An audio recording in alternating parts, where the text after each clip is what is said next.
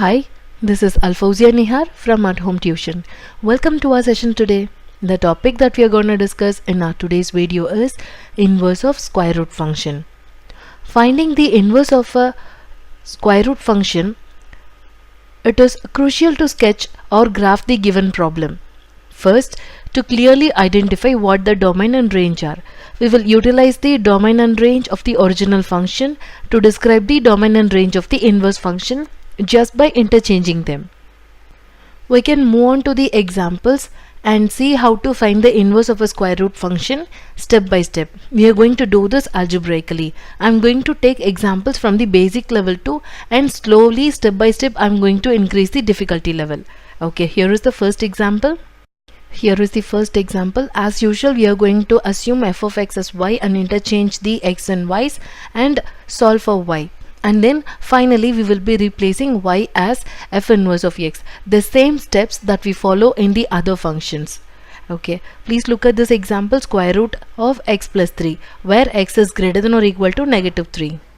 Every time we encounter a square root function with a linear term inside the radical symbol, we always think of it as half of a parabola, that is drawn sideways. Am I right?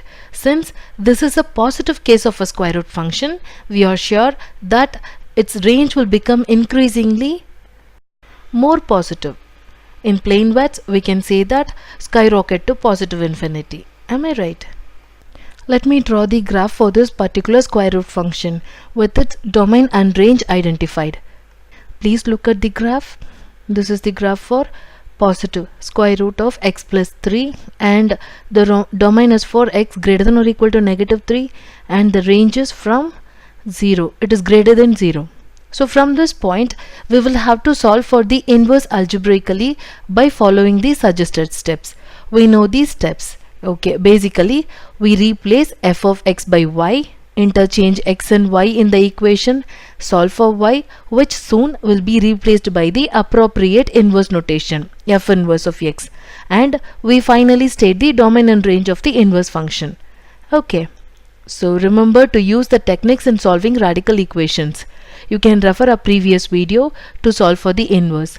Squaring or raising to the second power the square root term should eliminate the radical. Am I right? Because both are opposite operations. However, you must do it to both the sides of the equation to keep it balanced, or else the balance will be disturbed and the equation will be wrong. Okay, let me show you step by step how to find the inverse. Replace f of x by y, interchange x and y. Now we need to get rid of the square root. Am I right?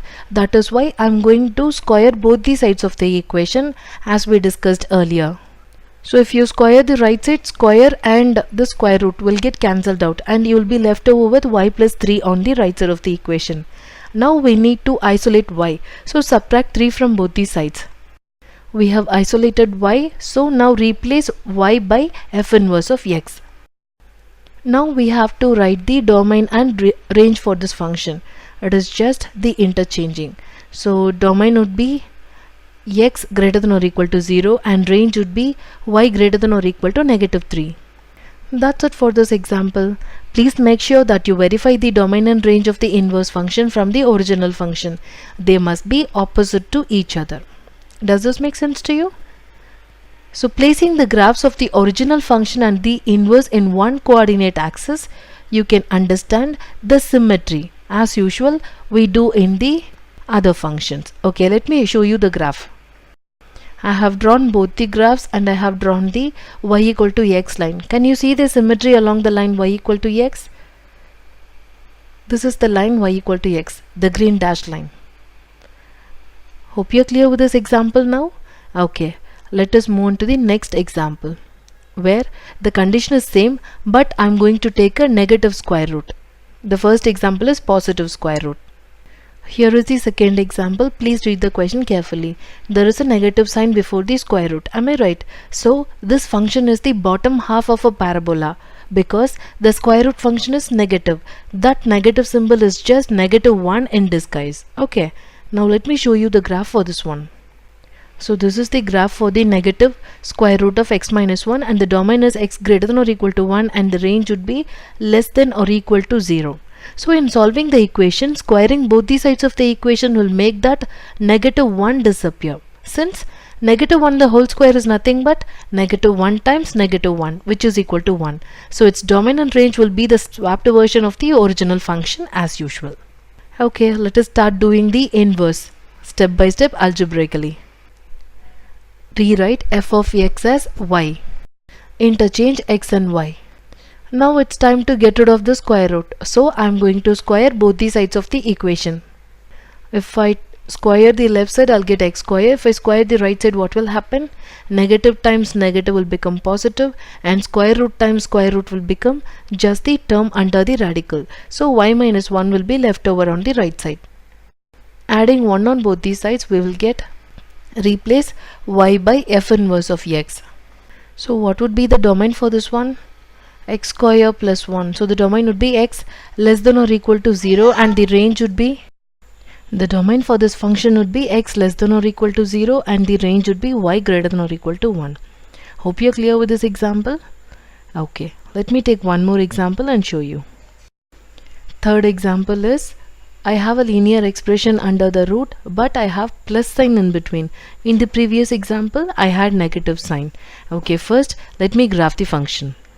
This is the graph of the original function, showing both its domain and range. Determining the range is usually a challenge. The best approach to find it is to use the graph of any given function with its domain and analyze how the function behaves along the y-axis while considering the x values from the domain. So here are the steps to solve or find the inverse of the given square root function. As you can see, it's really simple. Please make sure that you do it carefully to prevent any unnecessary algebraic errors. Rewrite f of x as y. Swap the roles of x and y. Square both the sides of the equation. Subtract 5 from both the sides, so you can isolate y on one side of the equation. Now rewrite y as f inverse of x. Now it remains to find the domain and range. We know that the domain and range is nothing but the interchanged domain and range of the original function. So the domain for this function, inverse function, would be x greater than or equal to 0, and the range would be y greater than or equal to -5. So it is always advisable to draw the graph of the original function. In case even after finding the inverse of a function, and if you're not sure about the inverse, you can draw the graph of both original and the inverse function on the same graph and check whether it is symmetric or not by drawing the line y equal to x. Okay, let me take one more example and show you. Here is the next example. Please read the question carefully. This is a positive square root, but 9 minus x square is under the radical and x lies in between -3 and 0. The function is 1/4. I mean the quarter of a circle with radius 3 located at quadrant 2. So another way of seeing it is, this is half of the semicircle located above the horizontal axis. Am I right? If we draw the graph, you will understand it. Please look at the graph along. I have also mentioned the domain and range for the function. I know this will pass the horizontal line test because no horizontal line will intersect it more than once. So this is a good candidate to have an inverse function. Am I right? Again, I am able to easily describe the range because I have spent the time to graph it. Well, I hope that you realize the importance of having a visual aid to help determine that elusive range. Okay, please look at the graph carefully. The presence of the squared term inside the radical symbol tells me that we are going to apply square root operation on both the sides of the equation to find the inverses. By doing so, I will have a plus or minus sign case. Am I right? So this is a quadratic kind of function under the radical. So if you get rid of this, you'll be getting plus or minus sign. So by doing so, I'll get a plus or minus case. So this is the situation where I will make a decision on which one to pick as the correct inverse. Remember that inverse function is unique. Therefore, we can't allow having two answers. So how will we decide which one to choose? The key is to consider the domain and range of the original function. So we generally used to swap them to get the domain and range of the inverse function.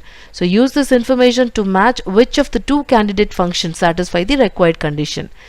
Okay, let me show you step by step algebraically how to find the inverse of a function. Replace f of x by y.